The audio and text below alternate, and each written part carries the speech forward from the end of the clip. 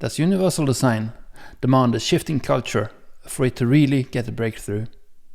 I believe so. This video is from a keynote lecture that I gave in Korea at the Korea Disabled People's Development Institute, KODI.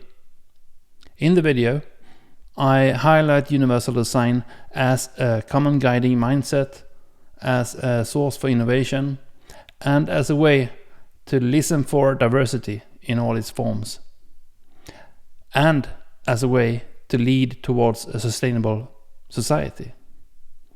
Before starting the video, I just want to take the opportunity to say thank you once again to Ms. Ji-Young Park at KODI, the Korea Disabled People's Development Institute.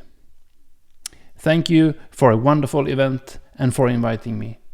It was truly an honor to be part of it.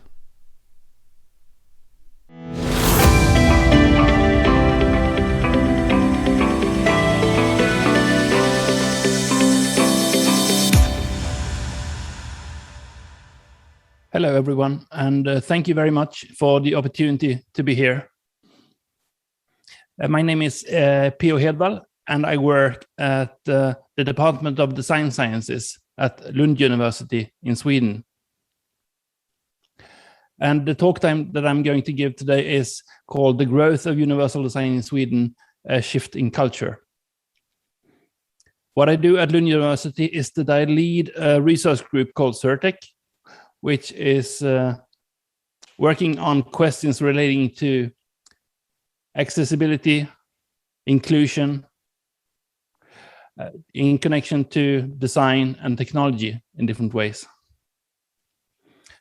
So what I'm going to do today is that I will start with a personal story, and the presentation as a whole will be mostly from a personal point of view. After that, I will introduce universal design, the way I see it. I will discuss the current state of universal design in Sweden, and I will end with some thoughts and wishes for the future.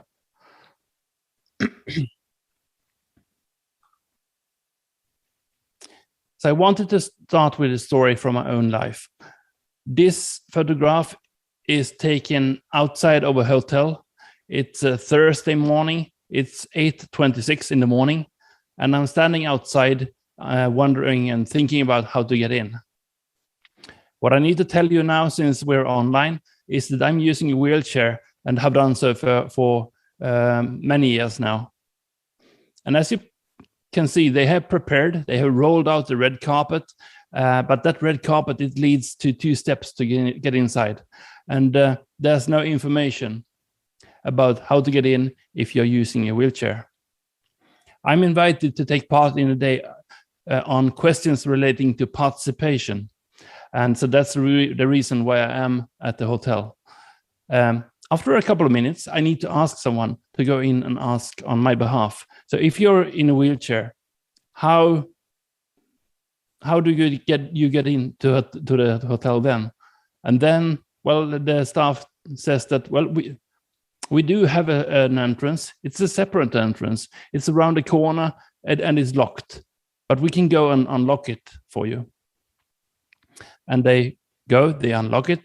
I get into the hotel. I take part in the day about participation, but it's quite a strange start in a day that was meant to be about participation, to be singled out in that way, to be put in a vulnerable situation, to have to ask someone to go in and ask on my behalf. I sometimes call this exclusive accessibility. It's a kind of accessibility that highlights me as special, where I need to take separate routes and where I need to ask for help and so on. When this hotel was built in 1907, the way they saw on people with impairments back then, that's quite different from the way we see each other today. And I really hope that if this was a hotel that was built in 2021 and not in 1907, that it wouldn't have those 2 steps to get inside. But for me, it's an important example of something, and that is that everything new that we create in society carry embedded values, they become part of their time. They carry the zeitgeist. They carry values such as attitudes, expectations, and norms. And this is something that I've worked quite a bit with in my own research, especially from a cultural historical perspective, since I think that it's really interesting to see things over a longer time span, not just here and now, but also over decades and how things shift. Because throughout life, we do encounter a lot of design. Here's a photograph of a girl leaning outside of a train car. And when she was born, she hadn't encountered most of society's design.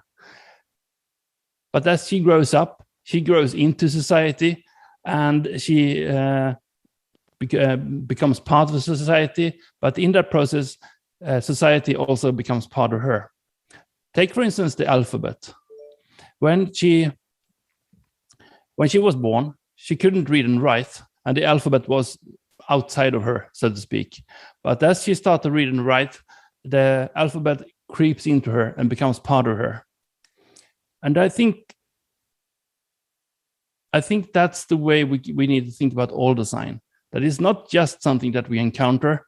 It is something that is deeply part of our life and part of shaping who you can be, who you can become, what stories about you that society does support. And because of that, I often talk about the individual in society and the society in the individual. There's a really interesting story, lecture on TED by the author Adichie. It's called The Danger of a Single Story. And in that lecture, Adichie tells about when she grew up in Africa, in Nigeria. She started to read and write really early.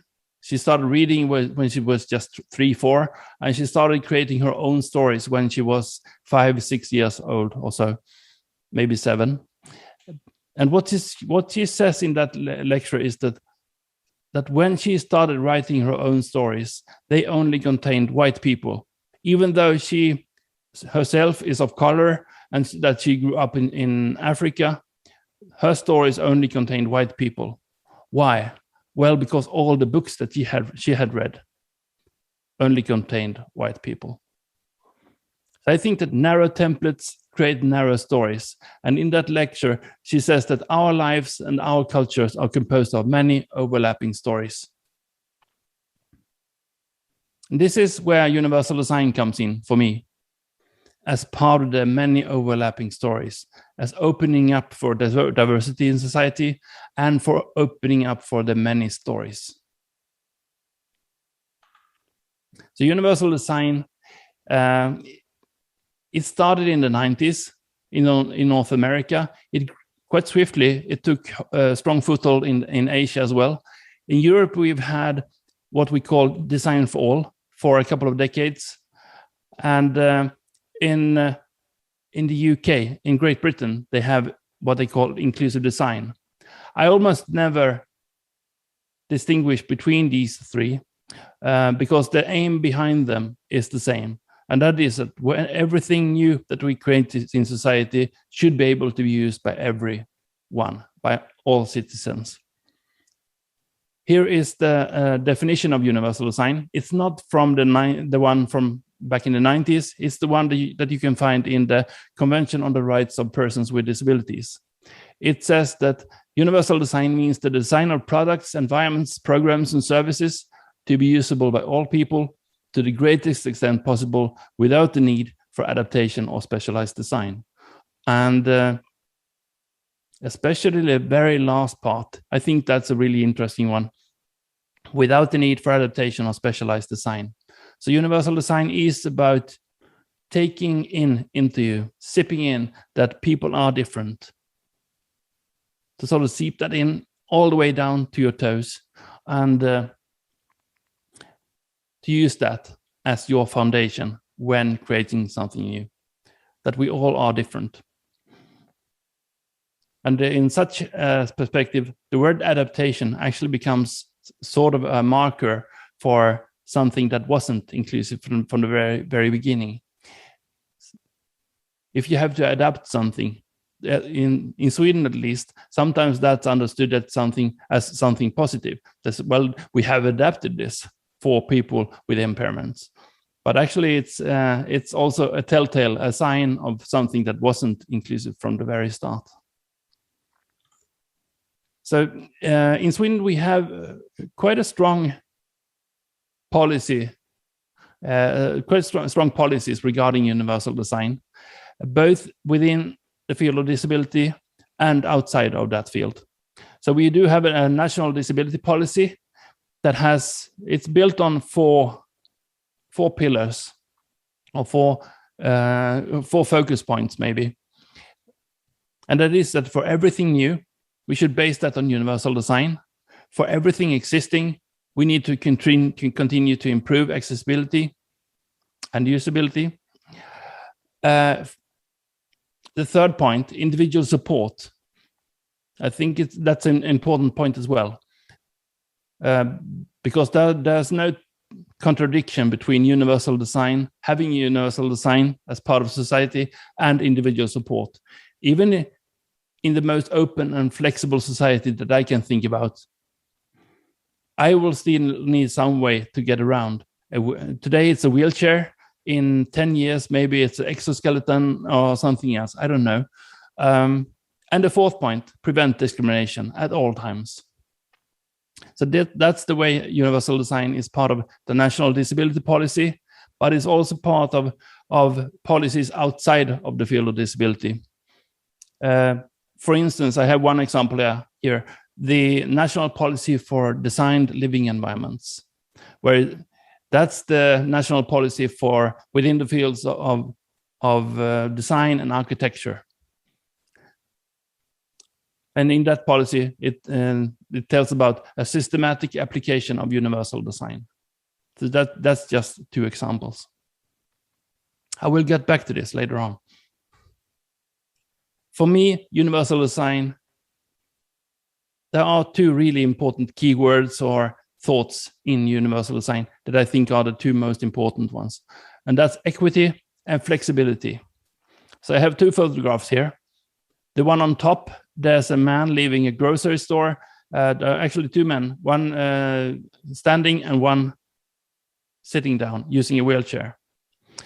And that door opener, opening that door to get out, it doesn't discriminate between users, regardless of height, age, or anything else. It opens for all people. So it's flexible in that sense that it can cater to even if it's a child, or if it's an older person, or if someone is standing, or if someone is seated, it doesn't mind. That brings us to the second keyword, flexibility. We do have a lot of flexibility in society. Why? Well, most oftentimes it's not called universal design, and that's not important the way I see it, at least. Here I have a photograph of an adjustable table that can go up and down. So why does it need to be able to go up and down? Well, because everyone has a height, a length, but it's not the same. It varies between persons. And if you connect these two thoughts, I sometimes say that flexibility opens up for difference and diversity. When you hear the word universal design, it sounds a bit like one-size-fits-all solutions, that it should be one solution for all. But it is about creating an inclusive flexibility. And in Sweden, sometimes it's misinterpreted as one-size-fits-all, or misunderstood as one-size-fits-all solutions. But so that's why the keyword flexibility is so important to understand universal design and how to be able to work with it. The attitudes in universal design are that there are no average human beings, there are no normal users, there are no parents with 1.84 children. So universal design in this respect is about flexible societies, not about flexible users. Society should support and cater to and bend to the difference of its citizens. The users, it shouldn't put on the users to adapt to society. So when we work with universal design, we often work with what's sometimes called the extremes. Dan Formosa, who was design head of a bureau called Smart Design in Barcelona and New York, has said that if we understand what the extremes are, the middle will take care of itself. I have an image here that I drew that I use when I introduce universal design to our design students. It's a bell curve. It's an oversimplification, of course, but it's still trying to depict a thought that if you take a bell curve with a population bell curve, where is it the most important or the most interesting to work? If we want to work together with people, if we want to understand what design is needed, what flexibility is needed. Well, not in the middle. Where you have the least to learn is in the middle of that bell curve. On the other hand, on the outsides of use and users, that's the most interesting parts to work with. To work in close collaboration with marginalized groups, for instance, or to find ways to bring yourself out of your own perspective, to enrich your perspective, to understand what's important. So in the margins, among extreme users and extreme scenarios, that's where you can find inspiration, information, and innovation. I have one example here. It's a link to a website called 880 Cities, where they work with the city from the eyes of an 8-year-old and from the eyes of an 80-year-old person. I like that way of thinking. I'm sometimes wondering what a city looks like from an 8-year-old's perspective. I think we should utilize that more when we design cities. So here's a photograph from our ongoing research. It's a photograph on the left that has a sign, a wheelchair sign on it. It's from a project where we worked at two museums with staff and visitors. And they were given the task to document via photo things that they considered as being in line with or breaking with universal design. And one of the groups, they brought up this photograph where there's a door opener button and then a wheelchair sign on top of it. And they asked, so why do we have that wheelchair sign? It really highlights people. If universal design is about avoiding stigmatizing people, why do we have that kind of sign? But then someone said that, well, yes, it's true that most people coming to our museum, they use that if it's a parent pushing a pram and many other visitors as well. But what if we removed all the wheelchair signs? That wouldn't be a good solution. That would just create a new kind of opaque situations where it's really hard to figure out what happens if, for instance, if I push that button. And then one of the participants said that, well, but what if we found a way to depict what happens when you push the button instead of who is allowed to push the button? And I got interested in that idea, and it took 1 minute of Google image search to find a lot of pictograms depicting door opening. So in that shift from a person in a wheelchair to a pictogram depicting door opening, that might be one strategy to avoid highlighting separate users as special. Categorizing not persons, but function instead. And I am working quite a bit I have been doing that for quite a few years now, working with categorizations, since categorizations often lead to inequality. Here's another photograph from my own life.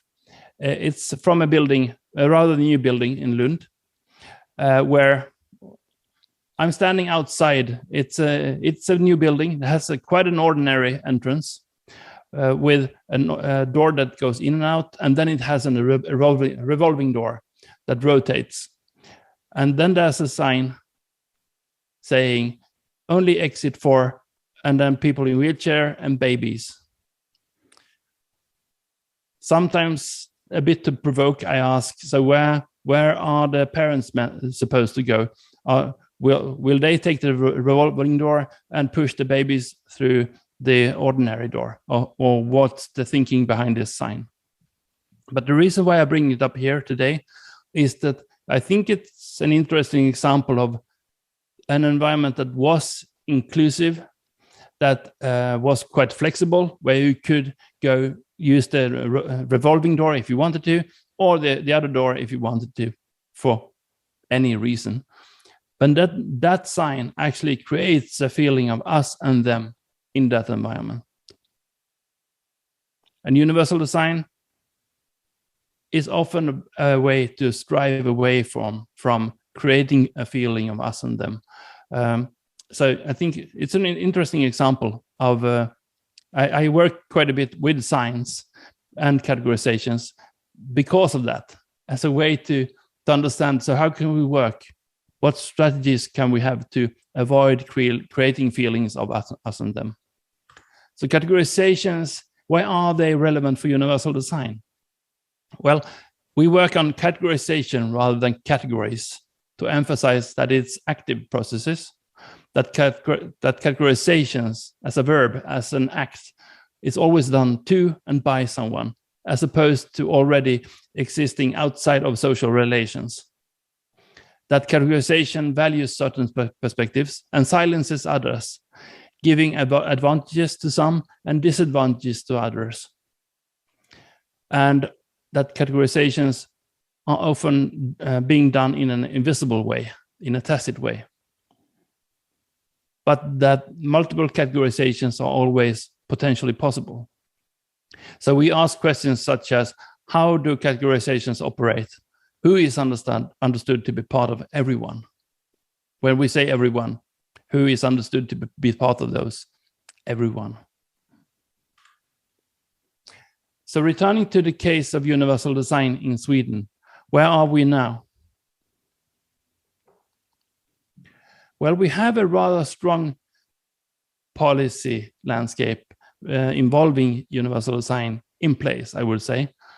We have rather strong policies based on universal design in place, both on a national and regional levels. And we see an adoption that is gradually improving.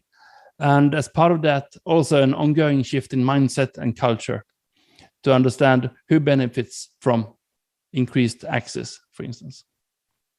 But we are still learning a lot about how to work concretely in practice with universal design. So looking ahead, we still need the terms accessibility and usability as well. Those two words, accessibility and usability, they are part of Sweden's legislation right now, building legislation, for instance. And we need them moving forward as well,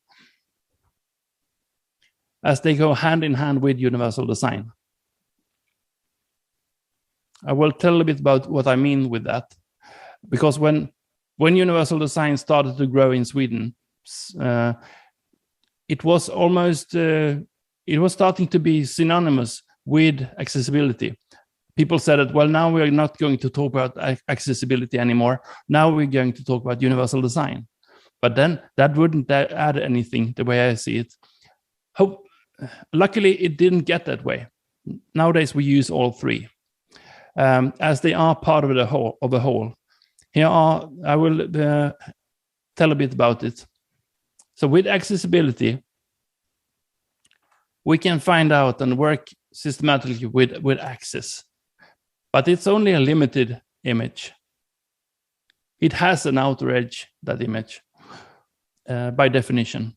If we add a bubble of usability, well, now we know a bit more about, for instance, effectiveness, efficiency, and satisfaction. And to that, we now add the bubble of universal design, which focuses on equity and equality, non-stigmatization, intersectionality. Intersectionality, that just means that inequality has so many grounds, not just your way of work, your way of functioning, but also your age, your sex, your race, and so on. So intersectionality is a way to work with several grounds of discrimination, not just functioning. So these three, they go hand in hand. They are part of a whole. And I think that we need all three looking ahead. So when we work with universal design, we often have a strong emphasis on tools and methods and processes. Here's an image by one of my colleagues called Anders Varell at Design Sciences at Lund. There are 5 bubbles on top of each other.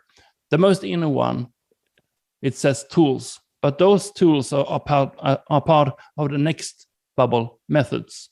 But those methods are part of processes. And those processes are affected by the next bubble, mindset.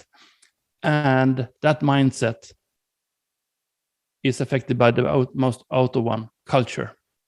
And when we work with universal design, I think that we need to work all the way, not just with tools and methods, but all the way from tools to culture, from culture to tools. I think that the growth of universal design, to get a real strong breakthrough, we need a shift in culture as well, not just new tools and methods. And maybe the growth of universal design is actually a question about design maturity in society. The way society and people in society, of course, understands design as such. I have an image here. It has 6 staples right next to each other, with the highest one to the right and the lowest one to the left. And I'm briefly going to go through it. It's based on a survey among Danish companies and the way they work with design.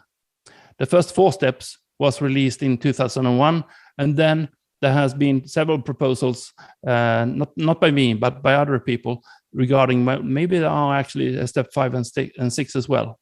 So the first step is non-design, that design is not applied systematically. The second one is design as form giving. Design is used as a finish, form giving, and styling. And maybe, well, that's the kind of design that you meet in glossy papers, and the understanding of design that is quite frequent among people not working with design. But I see a shift in Sweden right now, that where design is more and more understood as also part of solving sustainability issues relating to sustainability, to solving complex social problems, and so on. So the third step is design as process, that design is an integrated element in development processes. The fourth one is design as strategy. Design is a key strategic element. And then the 5 and 6 adds layers on top of that. Design, number 5, design as systemic change. That design is a way of changing systems, for instance, to solve complex social problems. And the 6th one, that design as culture. And this relates to the image that I had before, working from tools to culture, from culture to tools. It says design as culture, design as a common mindset, design as a way to innovate, as a way to listen, and as a way to lead. I'm going to zoom in on that,